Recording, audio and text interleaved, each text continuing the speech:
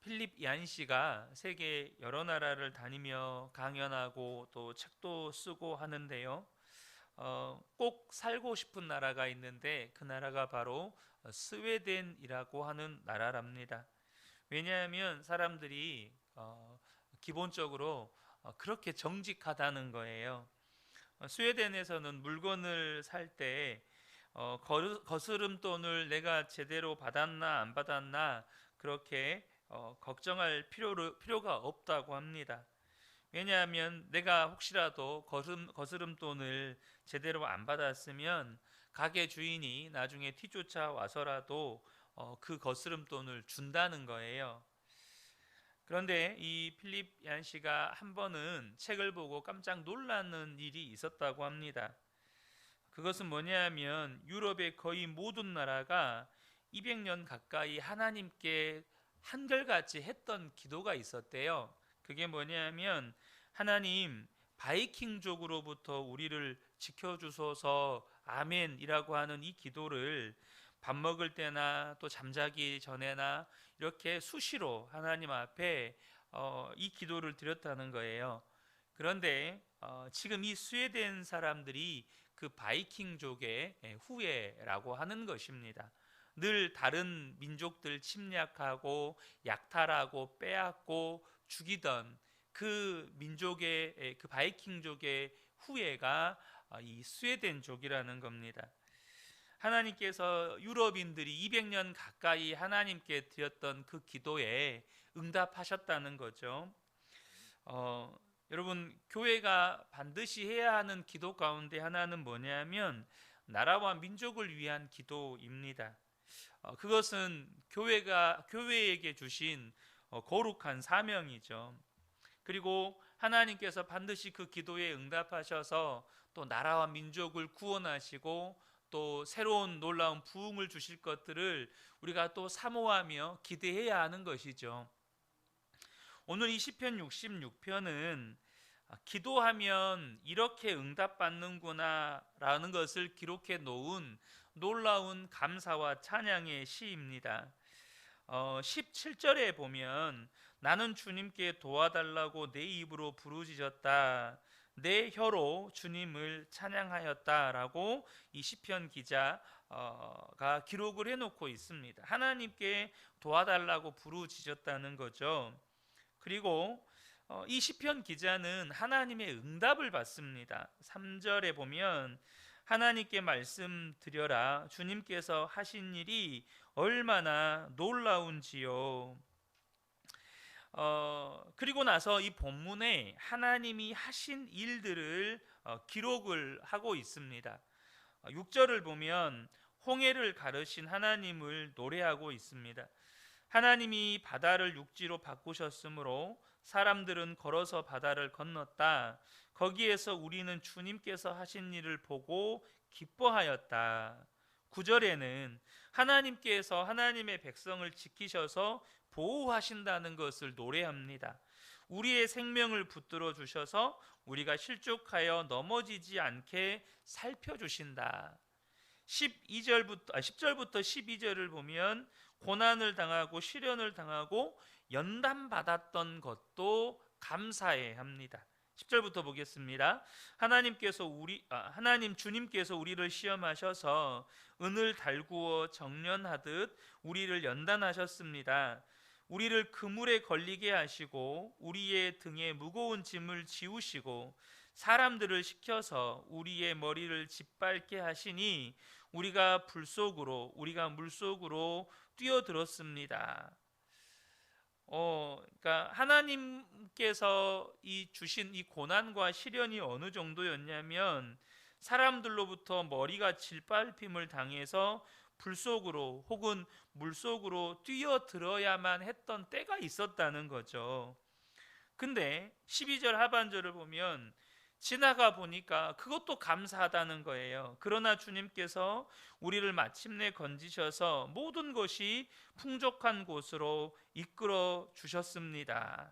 그러니까 기도 응답을 받고 보니까 그 역시 하나님의 은혜였고 또 하나님의 인도하심이었다라고 고백을 하는 것이죠. 그러면서 13절 14절에서는 하나님께 약속드린 서원 제사를 올려드린 것과 16절에는 나는 누구에게든지 기도에 응답하시는 하나님에 대해서 증언하겠다고 고백을 합니다. 사랑하는 성도 여러분, 만약에 예수를 믿는 저와 여러분이, 그리고 우리 그은혜 교회가, 더 나아가서 한국 교회가 사람들 앞에서 이렇게 간증할 수 있고 이렇게 하나님이 행하신 일들을 자랑스럽게 선포할 수 있다면, 여러분 얼마나 저와 여러분이 서 있는 그 삶의 현장에서, 또 이 나라 이 민족 가운데에서 교회가 빛과 소금으로 드러날 수 있겠습니까? 교회를 통해서 늘 세상 가운데 드러나는 일들이 주님이 행하신 일들이에요. 하나님이 이런 일들을 행하셨습니다. 하나님이 이런 구원을 베푸셨습니다. 하나님께서 이렇게 기도에 응답하셔서 역사하셨습니다. 이렇게 우리가 세상 가운데 말하고 보여줄 수 있다면, 그것은 여러분 교회가 정말로 빛과 소금의 사명을 온전히 감당하게 되는 것이죠. 하지만 안타깝게도 한국교회 그리스도인들에게 이 시편 66편이 너무나 생소하다는 거예요. 이렇게 놀랍게 응답해 주시는 하나님의 역사가 성경에만 있다는 거죠. 많은 성도들이 성경을 볼 때 놀랍다, 이런 역사가 있었네, 정말 대단하다, 물론 여러분 그렇게 감동하고 또 그렇게 감탄하는 것도 귀한 일입니다. 성경을 펼쳐놓고 하나님께서 모세를 통해서 홍해를 갈랐다, 이런 이야기 나오면 다 이거 허구구만, 이거 다 소설이구만, 이렇게 반응하는 사람들도 있어요. 하지만 성경을 보면서 하나님의 역사를 볼 때 감동하고 감탄하는 것도 귀합니다. 하지만 여러분, 그러면서 성도들 안에는요, 굉장한 기도의 좌절이 있습니다. 기도를 했는데 그 기도의 응답의 역사들은 성경에만 있는 거예요. 그 기도의 응답의 역사가 내 삶에는 별로 없는 거예요. 기도 응답이 안 된 사례들은 우리 주변에 너무 많죠. 시편 66편이 너무 낯설게 느껴지는 것입니다. 그래서 너무나도 많은 성도들이 세상에 나가서 믿지 않는 사람들에게 하나님을 간증할 힘이 없는 겁니다. 예수님께서, 하나님께서 행하신 일들을 말할 힘이 없어요. 왜냐하면 자기가 직접 자신의 삶의 현장에서 그런 역사를 별로 경험해 본 일이 없어요. 여러분 그렇잖아요. 당장 설교자들도요, 자신이 경험해 보지 않은 하나님의 역사, 자신의 삶이 되지 않은 하나님의 말씀을 단상에서 설교를 할 때 그것만큼 힘 빠진 설교가 없어요. 당장 이 말씀이 내 삶과 너무 무관해요. 설교하는 당사자가 이 말씀이 나하고 아무런 상관이 없어요. 정작 설교하는 당사자도 그런 믿음이 없어요. 왜냐하면 삶의 현장에서 이 말씀이 삶이 되는 것을 경험해 보지를 않았거든요.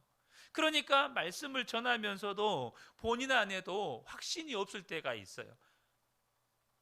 마찬가지로 성도들 역시 그런 기도의 응답을 경험해 보고 하나님의 역사를 경험해야 세상에 나가서 하나님을 간증하고 자랑할 힘이 생길 텐데, 본인이 경험해 보지 않고 본인의 삶이 되지 않는 그 역사들은 성경에 이런 말씀이 써 있어, 그 세상은 반문하는 거죠. 그것이 당신과 무슨 상관이 있느냐. 실제로 과거에 유네스코인지 유엔에서인지 이런 그걸 세계 문화유산으로 지정하는 어떤 이제 그 관계자가 한국에 왔을 때, 한국 이제 문화부 관계자 직원들이 이 합천 해인사에 있는 8만 대장경을 그렇게 자랑을 했대요. 이 대장경이 8만 개를 이 전쟁통에 이걸 썼다. 그런데 이 문화재 지정하는 이 관리가 물어봤대요. 저 8만 대장경이 당신들과 당신들의 삶에 무슨 의미가 있냐 이렇게 물었대요. 근데 우리나라 이 문화부 관계자가 아무 말도 못했다는 거예요. 저 팔만대장경이 당신들의 삶에 무슨 의미가 있냐? 그 의미가 없는 문화재가 무슨 의미가 있겠어요? 여러분 마찬가지입니다. 이 말씀이 우리에게 은혜가 되고 우리에게 감동이 되고 그 너무너무 귀한 일입니다. 그것만으로도 우리 안에 주님이 계시다는 증거가 돼요. 하지만 그것이 우리의 삶이 되지 않으면, 그것이 우리의 삶에 경험되지 않으면 세상의 빛과 소금으로 드러날 힘은 없는 거예요. 그러므로 저와 여러분이 말씀을 통해서 은혜 받는 거 너무 귀하지만 단순히 그것이 내 안에 감격이 되고 감동이 되고 너무 기쁘다, 감사하다 이것으로 끝나버리면 말씀은 결코 우리의 삶에 힘이 되고 능력이 될 수 없다는 것입니다. 이 말씀이 우리의 삶이 되는 데까지 가셔야 된다는 거예요. 우리가 시편 66편을 주목해서 봐야 되는데요, 18절과 19절에 보면 내가 마음속으로 악한 생각을 품었더라면 주님께서 나에게 응답하지 않으셨을 것이다. 그러나 하나님은 나에게 응답해 주시고 나의 기도 소리에 귀를 기울여 주셨다. 이 시편 66편 기자는요, 기도했더니 하나님이 응답해 주셨다고 단순하게 그 메시지만 전하는 게 아니었습니다. 분명히 하나님은 기도에 응답하셔요. 그러나 시편 기자도 하나님이 응답하실 수 있도록 준비되어 있었다는 것입니다. 그래서 하나님이 응답해 주셨다는 거예요. 무슨 준비가 되어 있었다는 겁니까? 마음이었습니다. 악한 생각을 품지 않았더니 하나님이 응답해 주셨다는 거예요. 그러므로 여러분 가운데 기도에 대한 힘을 잃어버리고 기도에 좌절이 있는 분들은 오늘 본문 18절 말씀을 주목하셔야 합니다. 여러분은 여러분의 마음에 악한 생각을 품지 않고 있는가? 나는 내 마음 가운데 악한 생각이 없는가? 이것을 우리가 점검하셔야 된다는 겁니다. 마음에 악한 생각을 품고 있는 사람에게 만약에 하나님이 응답해 주신다면 어떻게 될까요? 마음에 악한 생각을 품고 있는 사람에게 그 사람이 기도했다고 하나님이 다 이루어 주신다면 과연 하나님의 나라가 이 땅 가운데 이루어질 수 있을까요? 우리들도 우리 자녀들이 무언가를 해달라고 구할 때 그 자녀들의 마음이나 동기를 보고 들어줄지 말지를 결정을 하잖아요. 하물며 우리의 모든 생각을 아시는 하나님께서 어떻게 하시겠어요? 우리가 악한 생각을 품고 있다면.